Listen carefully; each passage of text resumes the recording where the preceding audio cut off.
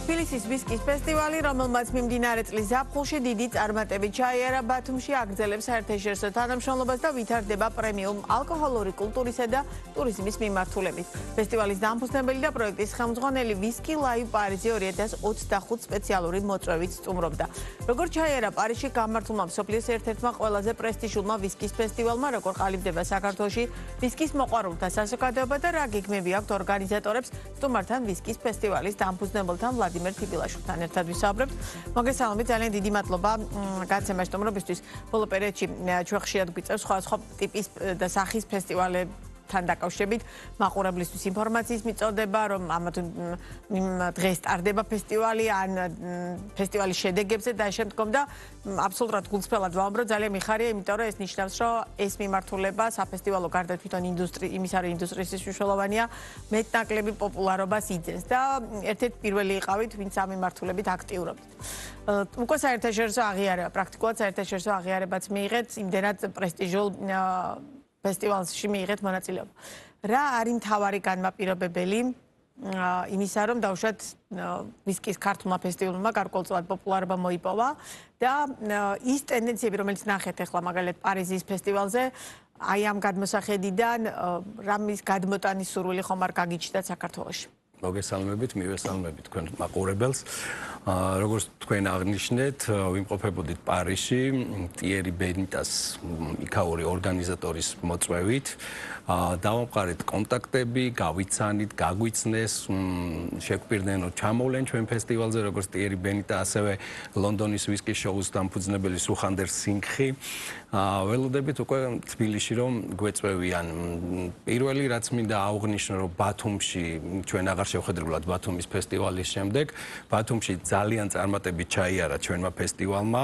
ყავდა სტუმრები, როგორც ადგილობრივი მოსახლეობა, აგრეთვე ტურისტები აჭარის რეგიონში და დაიგეგმა უკვე, რომ სტაბილურად ბათუმში ჩატარდება ყოველწლიურად ფესტივალი. ანუ მაისში იქნება ხოლმე თბილისში, როგორც ყოველთვის. ანუ რეალურად წელიწადში ორჯერ ვატარებთ. წელიწადში ორჯერ და შემოდგომაზე იქნება ყოველთვის ბათუმში ფესტივალი. რისი გადმოტანა ჩათვალეთ, რომ შეიძლება მაგალითად საქართველოში იმ ფესტივალიდან, რომელსაც ეხლა იღებდის მონაწილეობას? უცხოურ ფესტივალებზე, რასაც ვნახულობთ, ეს არის მასშტაბები. ერთადერთი რაც დაგვჭირდება, ჩვენ დაგვჭირდება დრო, რომ გავიდეთ იმ მასშტაბებზე. ანუ როგორც ჩვენთან არის, ისე იქაც იგივეა, არ არის მხოლოდ ვისკი, არის სხვადასხვა სასმელები, ყველა ალკოჰოლური სასმელები. ჩვენ ბათუმში მაგალითად დავამატეთ უკვე ღვინო, მქონდა წარმოდგენილი პრემიუმ ხარისხის ღვინო და ასევე თბილისშიც 2026 წელს იქნება წარმოდგენილი. იმუშავა პრემიუმ ხარისხის ღვინის დამატება, იმიტომ რომ მაინც ვისკის ფესტივალად იყო ცნობილი. მოთხოვნა იყო დიდი, უსახელაური იყო დამატებული და ტვიში და მოთხოვნა იყო დიდი საკმაოდ. თვითონ საერთაშორისო თანამშრომლობის კუთხით რა პერსპექტივას გიჩენთ დაუშვათ აი ისეთი ტიპის ფესტივალში მონაწილეობის მიღება, როგორც პარიზის ვისკის ფესტივალია? ქონდა ბევრი შეხვედრა სხვადასხვა კომპანიებთან, არის დიდი მოთხოვნა ჩვენთან გამოსვლაზე. მაგალითად, თუ თბილისში ერთი კომპანია მონაწილეობდა მხოლოდ უცხოეთიდან, 26 წლის მაისში სავარაუდოდ რამოდენიმე კომპანია იქნება უკვე წარმოდგენილი. სხვადასხვა ქვეყნიდან დისტილერიები, რომელიც ჯერჯერობით ქართულ ბაზარზე არ არის და ეხლა არიან პარტნიორის ძიებაში საქართველოში. ეს ნიშნავს, რომ დაუშვათ ქართული ვისკის ინდუსტრია და საქართველოში ეს ინდუსტრია მეტნაკლებად გაიზარდა, თუ რა განაპირობებს ინტერესი? საქართველოში ვისკის ინდუსტრია იზრდება, მოხმარება იზრდება, ამ დროს ევროპაში საპირისპირო მდგომარეობა იქ ესე ვთქვათ კორონას პერიოდის მერე მონაცემები უმცირდებათ და ამიტომ ახალი ბაზრის ძიებაში არიან ყოველთვის. თუმცა იმის გათვალისწინებით, რომ საქართველოს ბაზარი მაინც პატარაა, მოცულობას ვლაპარაკობ და მოსახლეობის რაოდენობის მაინც აინტერესოა მათთვის საქართველოს. პატარა კრაფტ დისტილერიებისთვის საქართველოს ბაზარი საკმაო ზომის არის, რომ დაინტერესდნენ საქართველოში შემოსვლაზე. თვითონ საფესტივალო პროცესი 2026 წელს როგორ გესახება და რა გეგმები გაქვთ ამ ნაწილში? მოდით ჯერ პარიზზე დავასრულებ, მერე ექსკლუზიურად რაღაც ინფორმაციას გავაჟღერებთ თქვენთან. პარიზში დახურვამდე გაიმართა ესეთი ისტორიული მოვლენა, ყველაზე, ესე ვთქვათ, ხანდაზმული ვისკის დეგუსტაციაზე დაგვპატიჟა ბატონმა ბენიტამ და დავესწარით რაღაც 100 ადამიანი ესწრებოდა სულ 85 წლის დაძველების ვისკის. ეს იყო აი სოფლიოში ესეთი რამე არ მომხდარა, პირველად მოხდა ესეთი გრანდიოზული და ესეც ის იყო უკვე ჩვენი დაფასება, რომ აი საქართველოსდან იმას ადამიანში ორი ადამიანი მე და პროექტის ხელმძღვანელი ქალბატონი დინათინი ვესწრებოდით ამ ვისკის დაგემოვნებას. ხოლო რაც შეეხება თითქმის ისეთი განაცხადია, რომ აი საქართველოში ვისკი უკვე აღარ არის მხოლოდ პირობითად შოტლანდიელების დასალევი, ხო? ანუ საქართველოშიც ეს სასმელი პოპულარულია უკვე. კულტურა იზრდება, ვისკის სმის კულტურაც იზრდება, მოხმარების ხარისხიც რა თქმა უნდა იწევს ზემოთ. რაც შეეხება 26 წლის 2026 წლის ფესტივალს, მოგეხსენებათ, რომ ჩვენი ფესტივალი ვითარდება, უფრო ზედა საფეხურზე ავედით და მოგვიწია ახალი ლოკაციის ძიება ჩვენი შემდგომი ფესტივალისთვის. და აქ ექსკლუზიურად თქვენ გადაცემაში გამოვაცხადებთ, რომ 2026 წლის 16-17 მაისის ფესტივალი გაიმართება თბილისი შერატონ გრანდ თბილისი მეტეხი პალასში. და რამ განაპირობა რაოდენო მასშტაბმა თუ დაუშვათ თვითონ პრესტიჟის ნაწილად შემოვიდა. პრესტიჟის ნაწილი იყო რომ მოვიძიეთ მაქსიმალურად. კი, რა თქმა უნდა და რაოდენობა არ შეიცვლება, საკმარისი სტენდების განთავსების საშუალება გვეძლევა თვითონ ამ მეტეხი პალასშიც.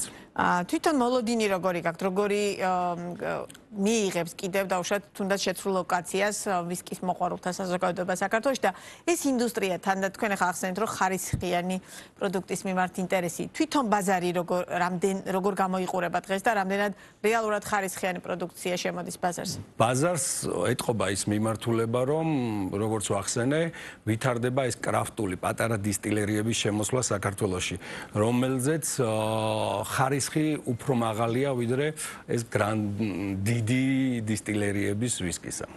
თვითონ ვისკის მის კულტურა თუ შეიცვალა, ანუ რაღაცა რამდენად ვიაზრებთ რეალურად ვისკი რა პროდუქტია და რამდენად სწორად სვამენ მას საქართველოში. რა თქმა უნდა, უკვე ძალიან ხშირად ვხვდები ბევრგან თბილისის ვისკის ფესტივალის ჭიქებს, რომელიც სპეციალურად შევუკვეთეთ ჩვენ და სპეციალურად ჩამოგვაქვს ყოველთვის, რომ ადამიანმა იცოდეს, როგორ უნდა მიირთვას გლენკერნით, უნდა დააგემოვნოს, არომატი შეეგრძნოს და არა მხოლოდ დალევა და თრობა ვისკი. კი ბატონო, და ჩვენი საუბრის ბოლოს რა პერსპექტივა აქვს საქართველოში ამ ინდუსტრიას და ამ ფესტივალს?